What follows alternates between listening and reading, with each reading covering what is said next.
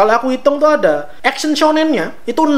Kapan lagi kita bisa menikmati 6 anime action shonen tiap harinya? この番組はご覧のスポンサーの提供でお送りします。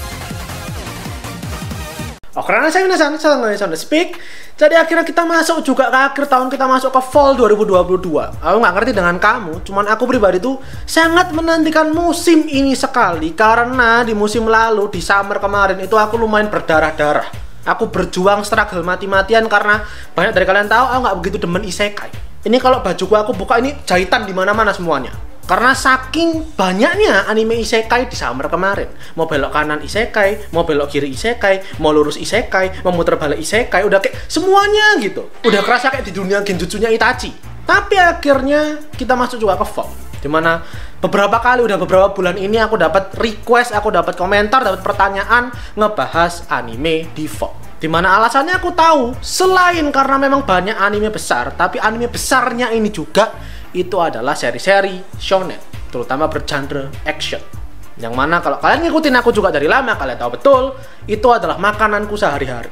Maka mari kita coba bahas aja, kita rayakan berjibunnya anime action shonen di fall 2022 ini yang mungkin bisa mengulangi banyaknya anime action shonen dari tahun 2011. Mari kita bahas anime-anime di musim fall. Silakan di like, subscribe untuk pembahasan kali ini. Jangan lupa di follow Instagram Sana Speak. Sebagai subjek anime, sama otaku, penikmat action shonen, mari kita sama-sama mendapat. Tapi ingat, jangan sampai berdebat. Cukup berani sebagai penikmat dalam sesi diskusi hangat.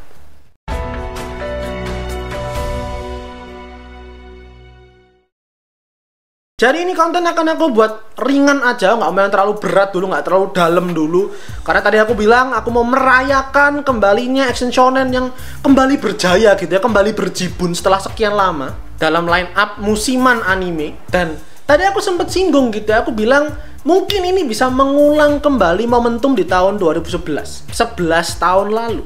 Kenapa? Karena silahkan kalian main ke My Anime List, silahkan buka anime musiman, silahkan dicek tiap musim, tiap tahun satu persatu. Tidak ada musim lain yang menayangkan anime action shonen pada saat yang bersamaan dalam jumlah banyak selain di fall 2011. Maka di konten ini, sebelum aku masuk ke fall 2022, kita coba berandai-andai aja. Ini konten kayak what if scenario aja lah. Bukan penyesalan gitu ya, kita nggak mengharap semua bisa kembali ke masa lalu, enggak. Kita hayal-hayal babu aja lah. Andai iklim anime, iklim industri anime, iklim perotakuan di tahun 2022 ini terjadi 11 tahun yang lalu. Platform legalnya banyak, fanbase-nya juga sangat besar gitu, sangat masif, sangat terlihat mata. Kalau zaman dulu kan nggak begitu kelihatan. Pembahasan diskusi soal anime juga cukup kencang gitu ya. Tapi tentu dikurangin dengan para wibu-wibu norak dan alay yang bertaburan di sosial media, dikurangin itu. Dan dikurangin konten-konten spoiler, entah di Instagram, entah di YouTube. Kalau dikurangin itu gitu ya. Dan tentu kitanya juga di tahun 2011 itu sudah menjadi seorang otaku. Rasanya fall 2011 itu udah kayak jadi surga buat kita semua pecinta seri action shonen. Kalau kamu belum sadar, kalau kamu belum tahu, 2011 akhir tahun itu ada 9 anime action shonen tayang bersamaan. Dan di tahun segitu ceritanya tuh masih panas-panas. Aku ingatkan, One Piece di akhir tahun 2011 itu waktu arc kembali ke Sabaody, arc time skip. Ketika Luffy dan semuanya berkumpul kembali di Sabaody, setelah latihan 2 tahun, kita melihat kembali mereka seperti apa gitu ya. Glow up-nya seperti apa, kekuatannya kayak gimana, power up-nya segala macam.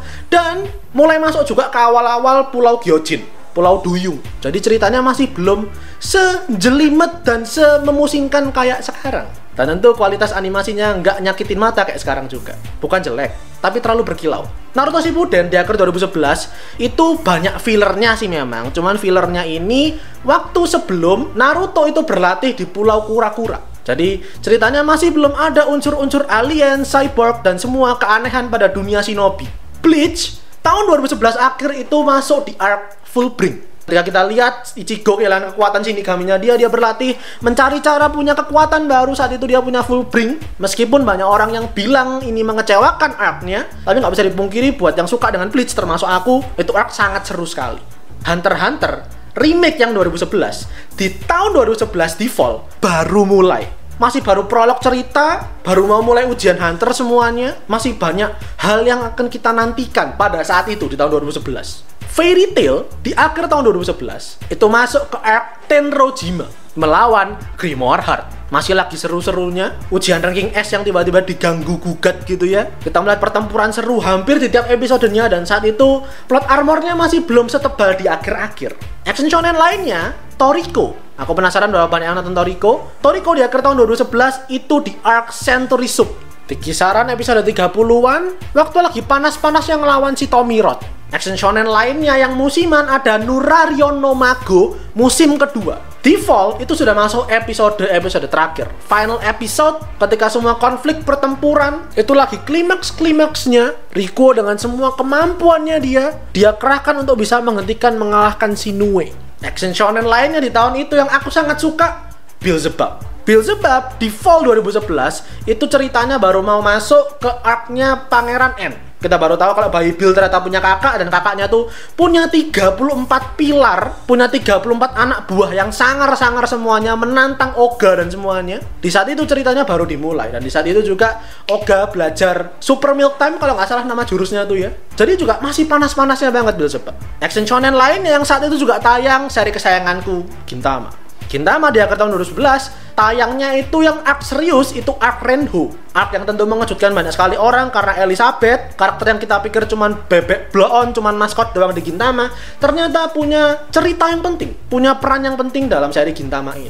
Dan di luar arc seriusnya ada beberapa episode-episode lain yang mungkin kalau kalian inget, yang Gintoki di prank itu juga di fall 2011. Satu tambahan, bukan dari action tapi masih dari shonen, Skate Dance.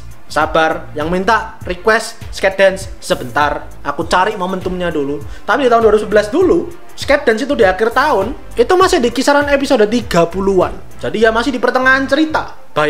Bayangkan semua konten-konten yang kita dapatkan, andai tahun 2011 itu sudah seperti sekarang iklimnya, ekosistemnya.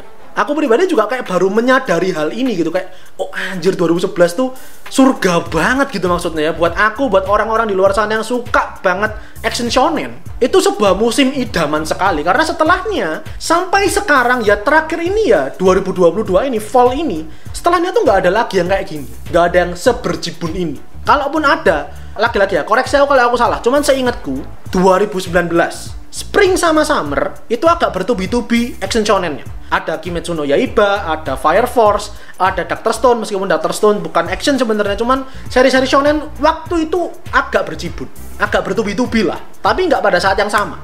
Nah, baru akhirnya menyerang kita kembali gitu ya, memberi tontonan seru action-action itu kembali di akhir tahun 2022 ini.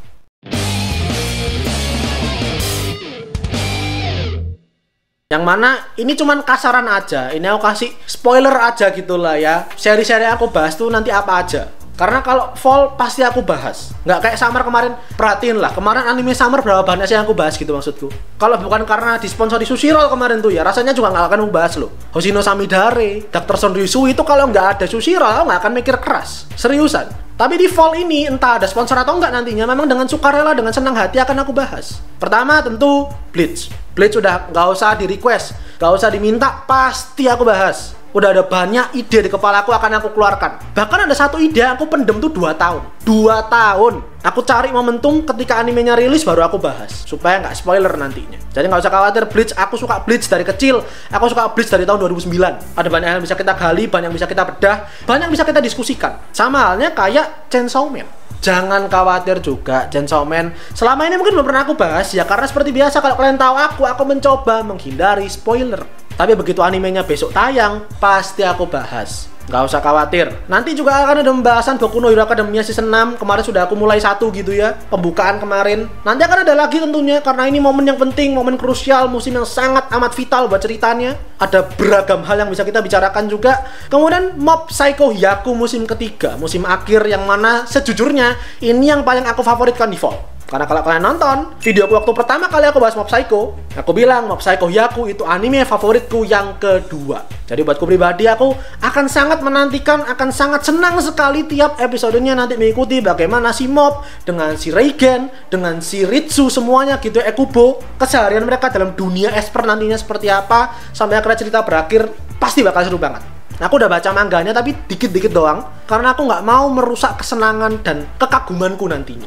Anime lainnya yang kemarin disalahartikan, dipikir aku nggak suka, dipikir aku bosen, goblok. Itu adalah Fumetsu no Hanatai musim kedua. Seri tentang perjalanan Fushi ini menjadi seorang manusia. Aku nantikan sekali seperti apa. Dan tentu jangan lupa ada part keduanya Spy Family yang juga disalahartikan karena aku mengkritik karakter Tasogare. Spy Family juga nanti pasti akan aku bahas, nggak perlu khawatir.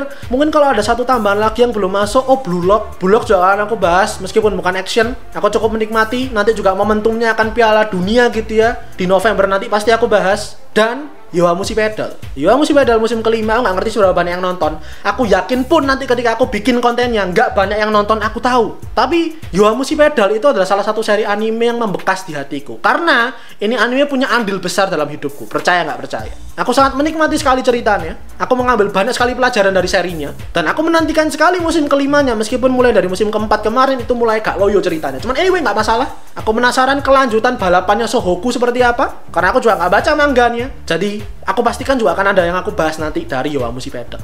Untuk shonennya itu yang aku bahas. Kalau aku hitung tuh ada action shonennya itu 6. Jadi memang nggak sebanyak kayak 2011, cuman lumayan gitulah ya. Kapan lagi kita bisa menikmati 6 anime action shonen tiap harinya. Tiap harinya tuh ada update. Plus ditambah 2 tadi yang bukan action, yang sport jatuhnya, sport shonen.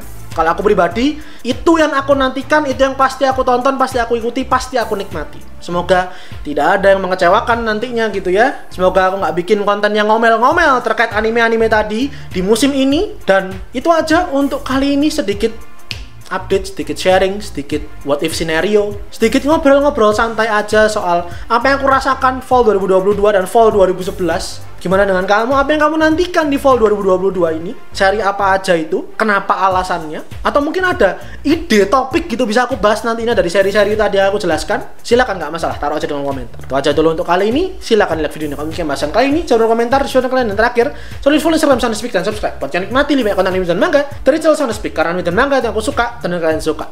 So, I'll see you guys in the next video. Iterasai minasan.